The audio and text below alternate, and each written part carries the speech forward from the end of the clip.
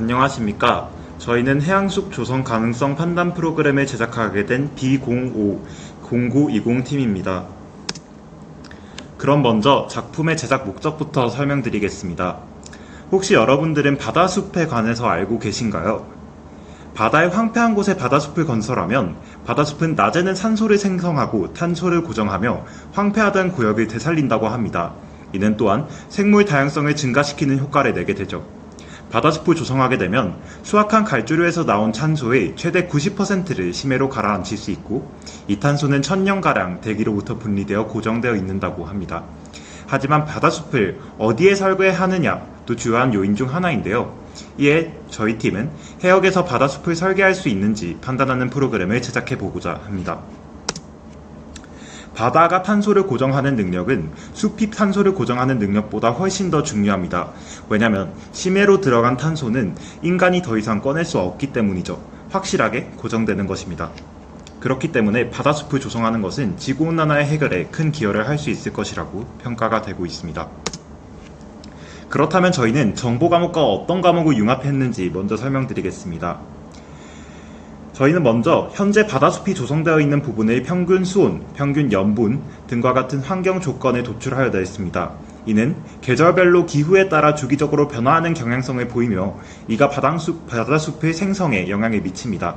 또한 각 조류의 재배 조건을 탐색하고 이가 어떠한 조건에서 생존이 가능한지 판단하여야 하죠.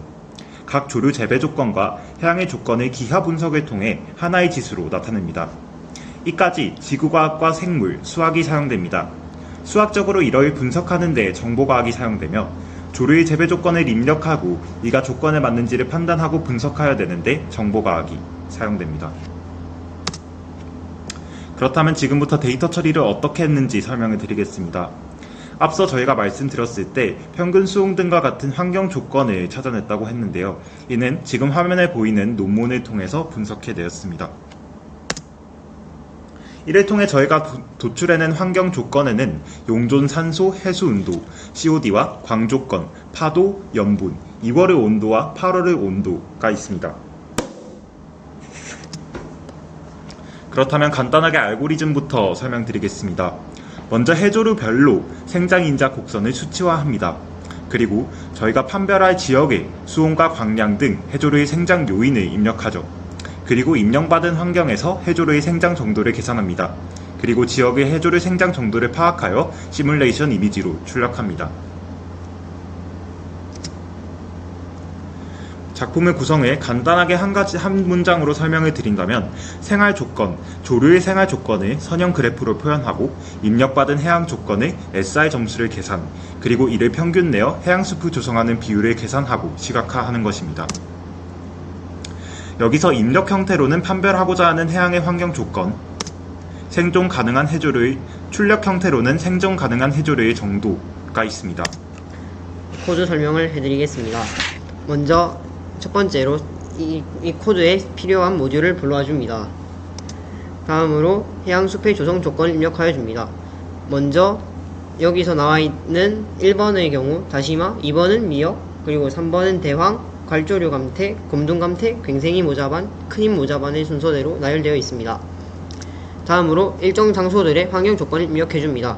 예를 들어서 거제도의 경우 2월 온도는 11.98도, 그 다음에 8월 온도는 22.7도, 파고는 3m, 염분은 32.25 psu, 그리고 마지막으로 COD가 1.1인 곳입니다.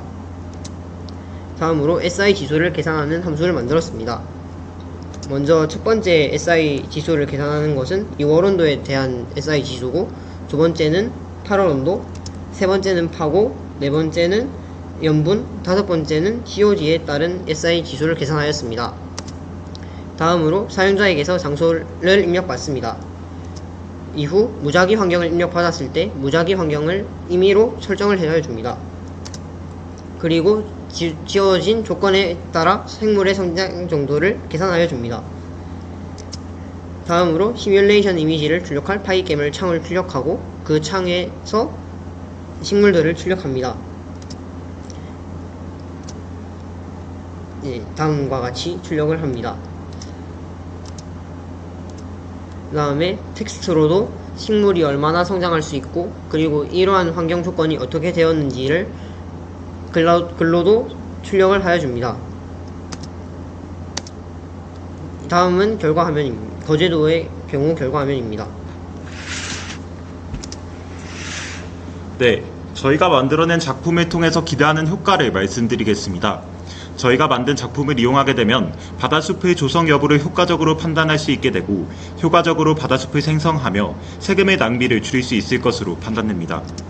또한 더불어서 해양에서의 이산화탄소 고정을 더욱 효과적으로 가능하게 하며 해양 생태계 그리고 해양 생태계와 해양 사막화의 복구가 가능할 것으로 판별을 하고 있습니다. 네, 이를 통해서 저희는 지구온난화에 더욱 기여할 수 있는 작품을 만들었다고 생각하며 이에 뿌듯함을 느끼고 앞으로도 이러한 연구를 계속해서 진행해 나갈 것입니다. 이상으로 마치겠습니다. 감사합니다.